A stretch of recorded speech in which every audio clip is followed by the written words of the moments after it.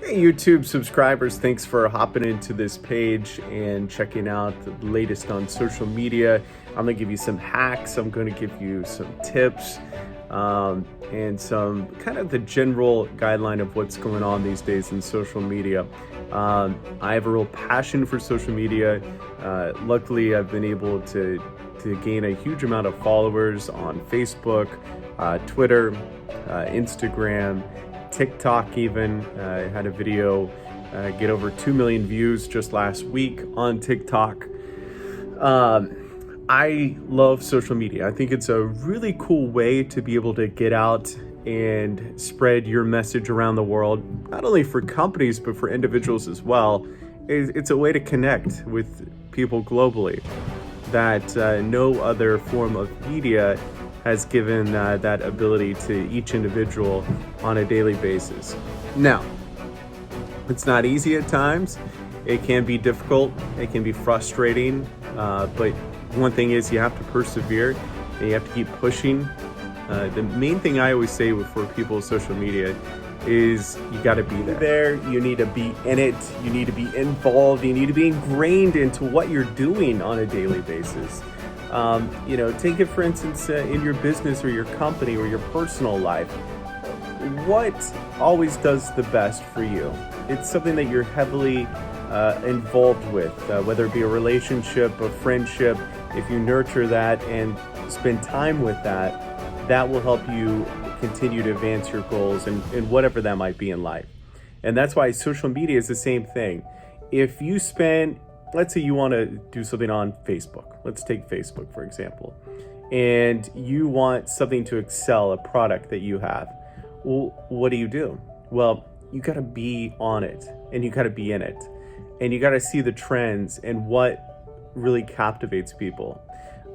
Sometimes it's good to post stuff that is controversial or engaging, definitely engaging, obviously, or something that just really pops. That's not directed with your brand.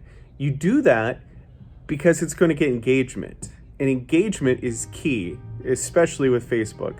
If you keep the engagement going, the posts that aren't maybe as exciting will trip the algorithms because you've already had people comment on other posts of yours.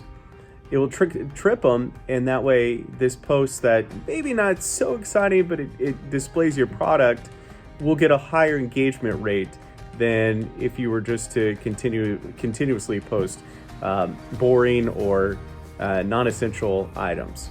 So my suggestion to you is, let's say you have a carpet business. I'm just going to use this example.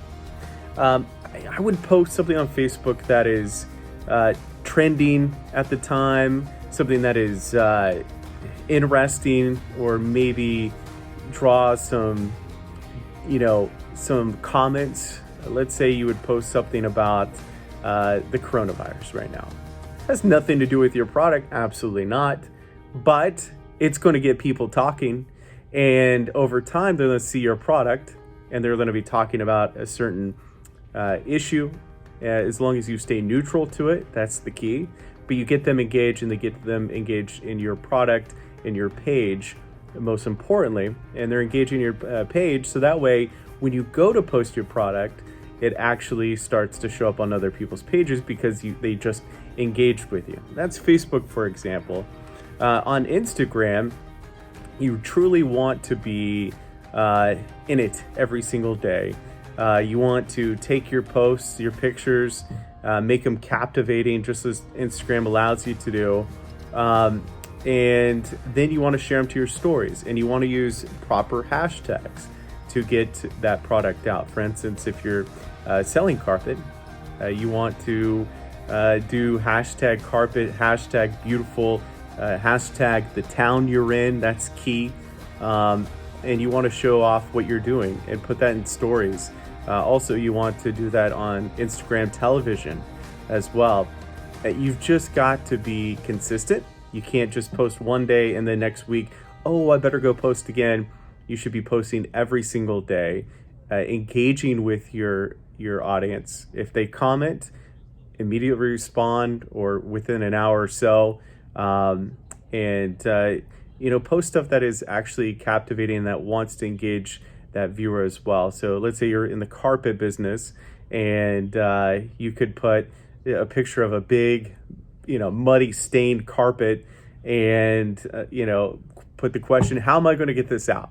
And get people involved, put it right down, and then you can put, hey, if you need new carpet, follow us in the comments, and try to persuade the people that are engaging with your post to do that. And that's something that they'll remember. Now, they might not buy the product right now, but what happens over time, if they continuously see interesting stuff pop up in their feed, the next time they need carpet, they're going to call you.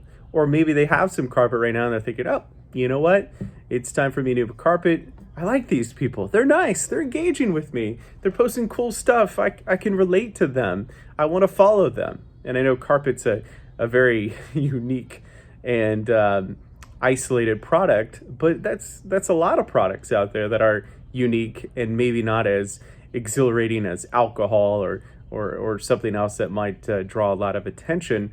But that's the thing about it. You find what's interesting in your product, and you magnify that and exemplify that the most, and you get people to talk about it, engage with it, and roll with it. The next one, we're going to talk about TikTok, because that continues to expand, and how that could be a catalyst to get your company to a worldwide audience if that's what you're searching, or Facebook groups, which is starting to trend even higher. We'll talk about that in the next group, in the next live and recorded update. So we're going to start a podcast too over the next couple of weeks. So this is the first one of hopefully many that we'll have updated 2 or 3 times a week. So I appreciate if you subscribe and like this and share this with your friends. And if anybody needs any social media tips, make sure you leave a comment, and I'll be glad to help you myself personally. All right, thanks.